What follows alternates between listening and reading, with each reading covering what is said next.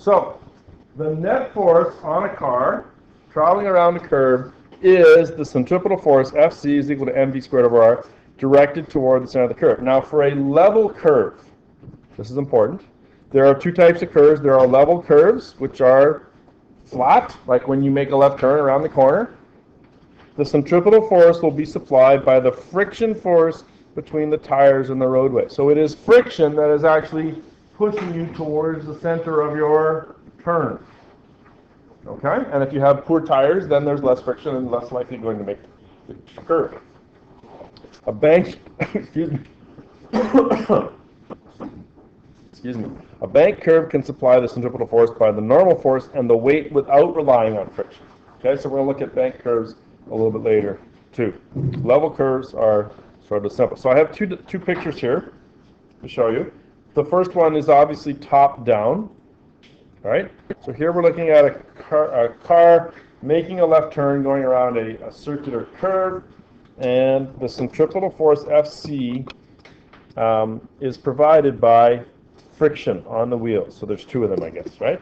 Then you notice the velocity is forward, and the force is towards the center. It is a centripetal force, and therefore the acceleration is in the same direction, right? Towards the center of said circle.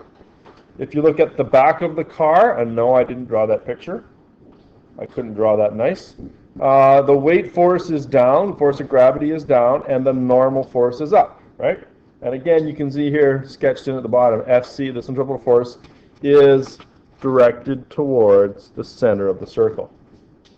Right? So that's sort of the underlying sort of example. For a level curve, the centripetal force will be supplied by the friction force between the tires and the roadway. So here is an example now. Is it right on the bottom of the first page for you?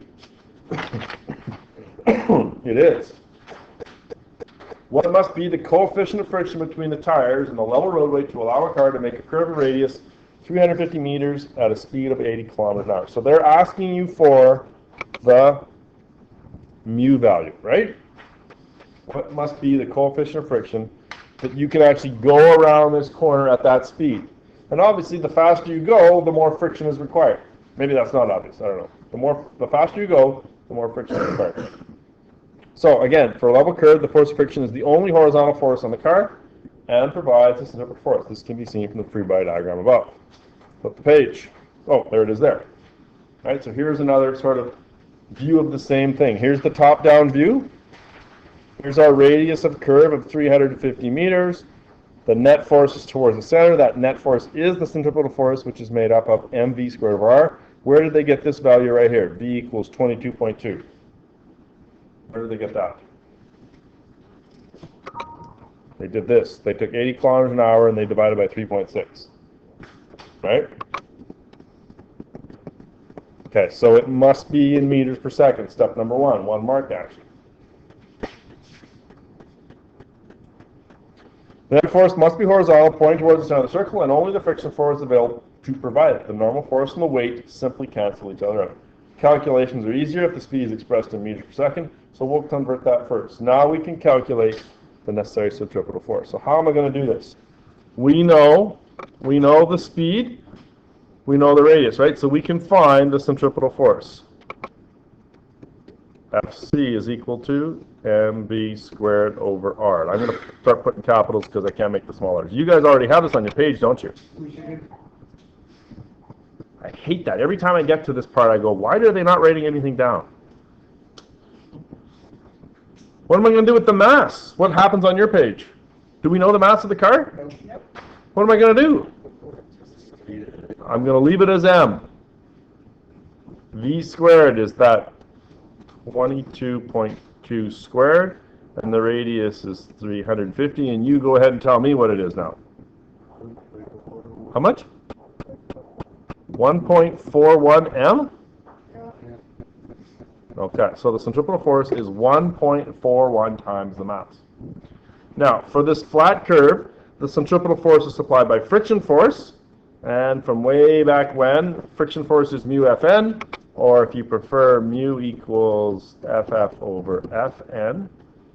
And again, normal force is going to be equal to mg, but we don't know the mass. So the friction force is mu times 9.8 M, leave the M. Is that making sense? And that friction force has to be equal to the centripetal force. So you get mu times 9.8 times m is equal to 1.41 m. And what happens to the m's? They cancel out because the mass of the car doesn't matter. And so the mu value is 1.41 divided by 9.8. And you get a mu value of 0.141. What are the units for mu again? No units. Why? Because it's a force over a force. It's newtons over newtons. And so the coefficient of friction is 0.141. What if it's greater than that? No. If the friction force is greater, then that's good. You can actually drive faster. That's the smallest amount of friction that will allow you to make that corner at 80 kilometers an hour. In other words, if you're going 81, you better hope the frictional coefficient is more than that. What's going to happen? If it's not, you'll slide. You'll slide outwards. Inertia will, yeah. Yeah. Yeah.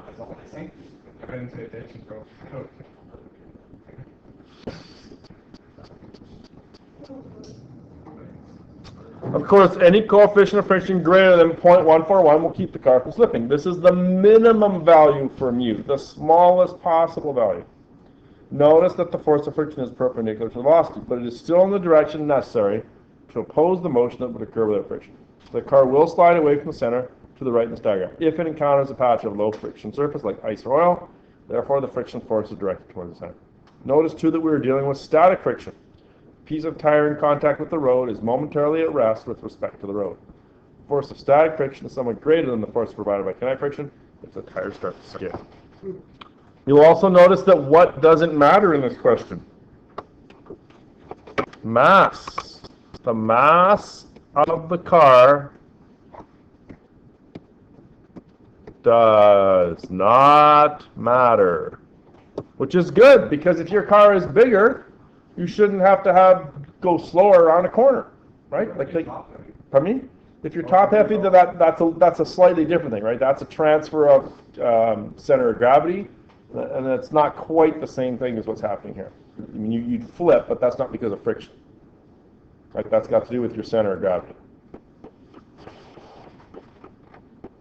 All right. You want to try one? I'm hoping this is blank on your page.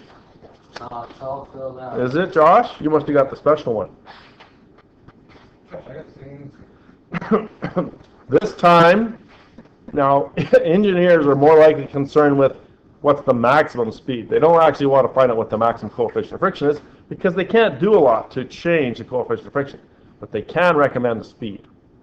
So what is the maximum speed that a 1,500 kilogram car can round the level curve? Level curve is important if the radius of the curve is 100 meters and the coefficient is 0.65. Go.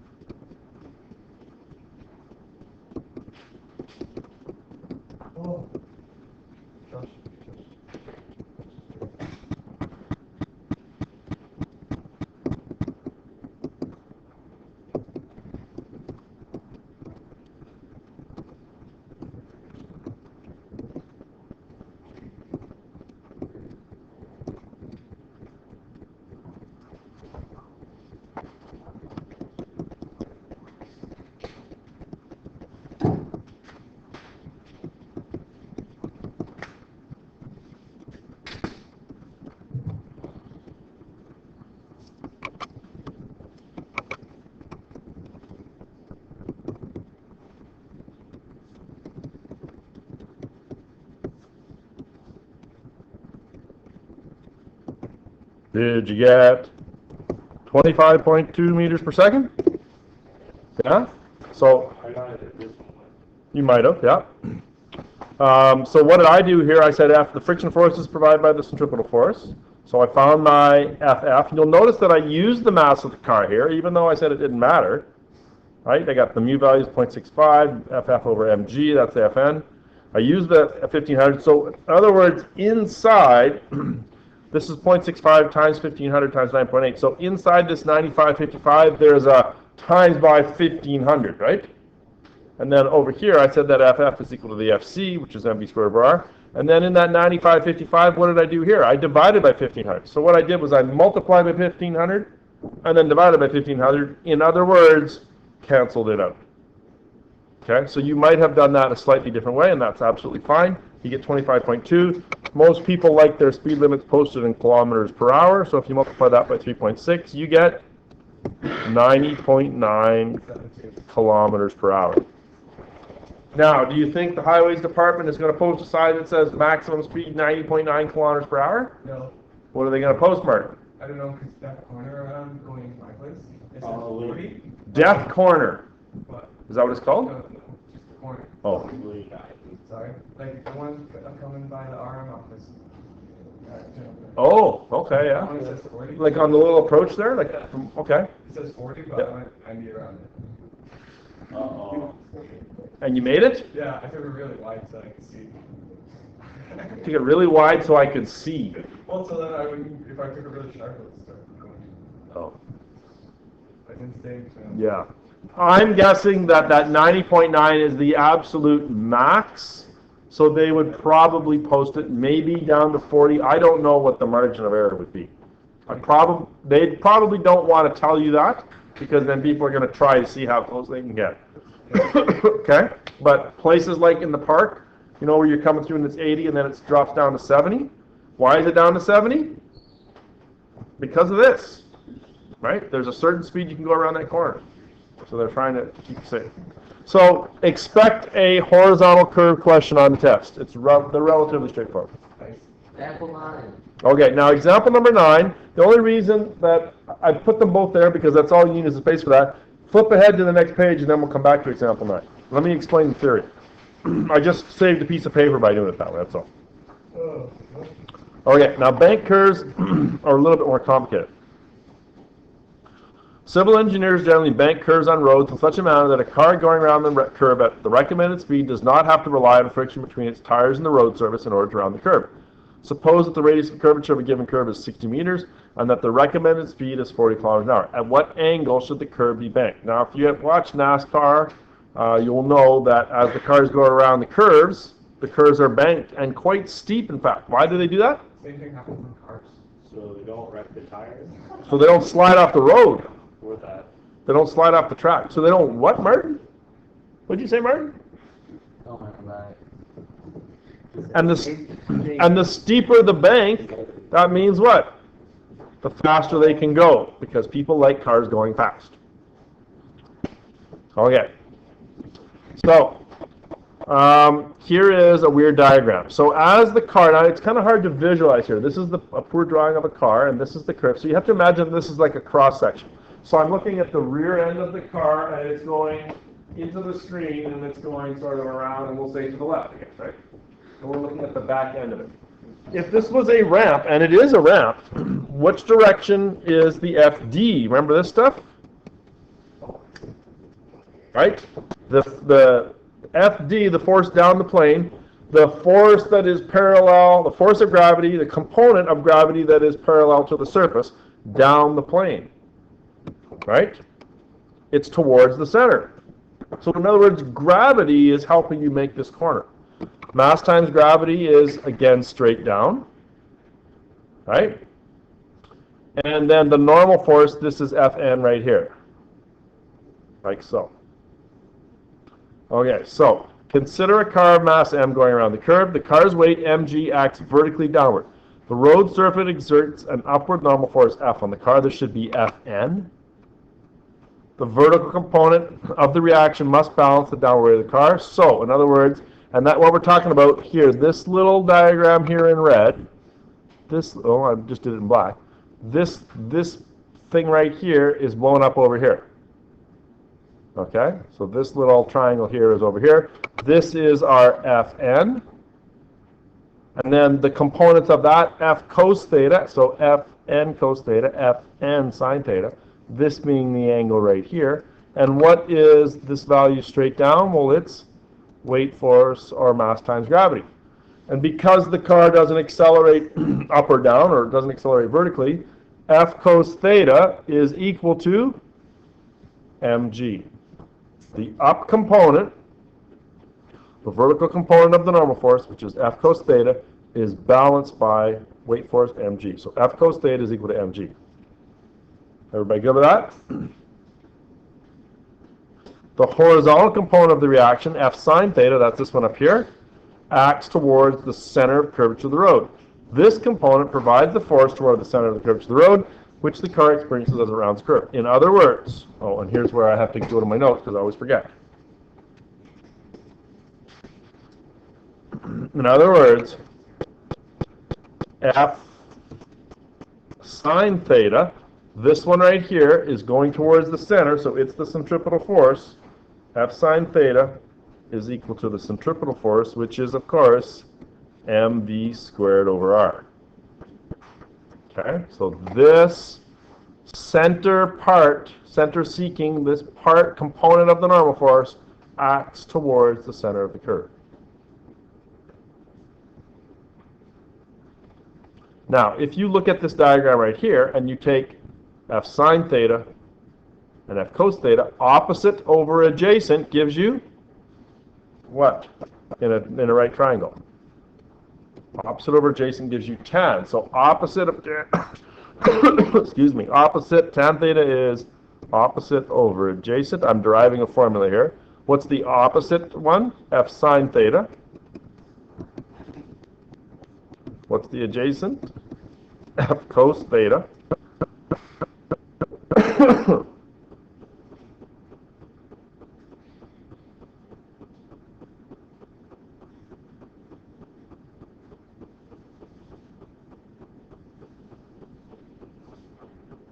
So I got tan theta equals F sine theta over F cos theta. F cos theta F cos theta we've replaced with mg. So I get F sine theta over mg.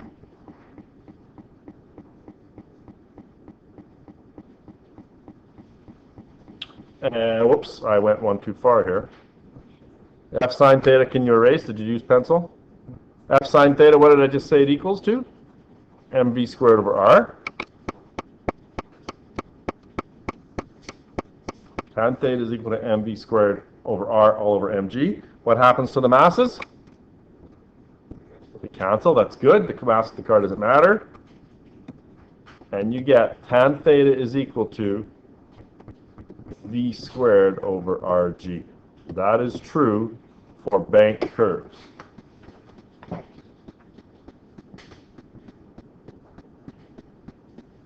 This is true for bank curves when there is absolutely no friction at all. Okay, you can make a corner when there's no friction at all. You'll notice that there's no frictional coefficient at all in here. Okay, when you start adding friction into bank curves, it gets a little bit more complicated. I haven't pushed things that far. So you will only encounter horizontal curves with friction, bank curves with no friction. Note that if the car attempts to round the curve at the wrong speed, and the difference has to be made up by sideways friction force, which often happens when Martin drives around Death Corner. It's not that far. That's what you called it. I didn't call that. I just started mispronouncing it. Oh. It sounds cool, though. Yeah, Death Corner on Highway 20. Has to be made up by a sideways friction force exerted by the car's tires in the road surface. Unfortunately, this does not always work, especially if the road surface is wet. So, what can you use with this? You guys have another one here? Oh yeah. So, go back to example number 9. Go back to this question. A race car travels along a bank curve at a speed of 120. It doesn't depend on the force of friction to keep it on the track. If the turn is banked at an angle of 25, what is the radius of rotation? Okay, so the civil engineers will be working with these angles, these calculations, and trying to determine how fast are people going to be going, what's the radius of rotation that we can provide, what's the banking we can provide, and sort of come up with a happy medium. So you're, in this case here, you were to find out what the radius of rotation is. Go. It's really quite simple once you know the formula, right? Tan theta is equal to, what is it? Yep, V squared over RG. Okay, so the turn is banked at an angle of 25. Make sure your calculator's in degrees, especially you pre-calc radians people. And applied to, I think, right? Tan 25 is equal to, I actually had a student last semester, final exam, I'm marking, before they left. It was tan 25 is equal to V, it's 120. The first thing you got to do is divide by 3.6, right? I'm going to do it all in one step. 120 divided by 3.6 squared. Oh, it's right there. Thank you. And the radius is, you know what we're trying to find. G, of course, is 9.8, right? So R is going to equal 120 divided by 3.6 squared all over. Note you have to use brackets when you got more than one thing on the bottom. 9.8 tan 25, and you should get 243 meters. That's the radius of corner.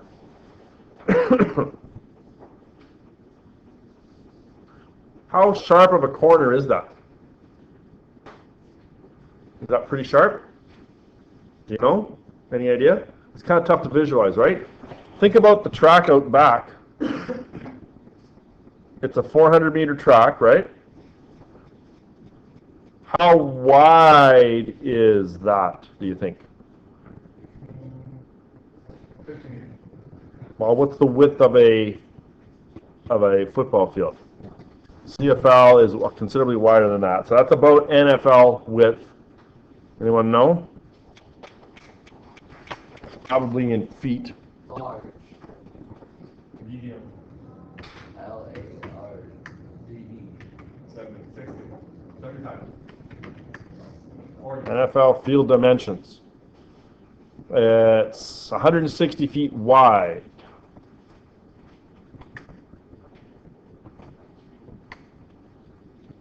In meters.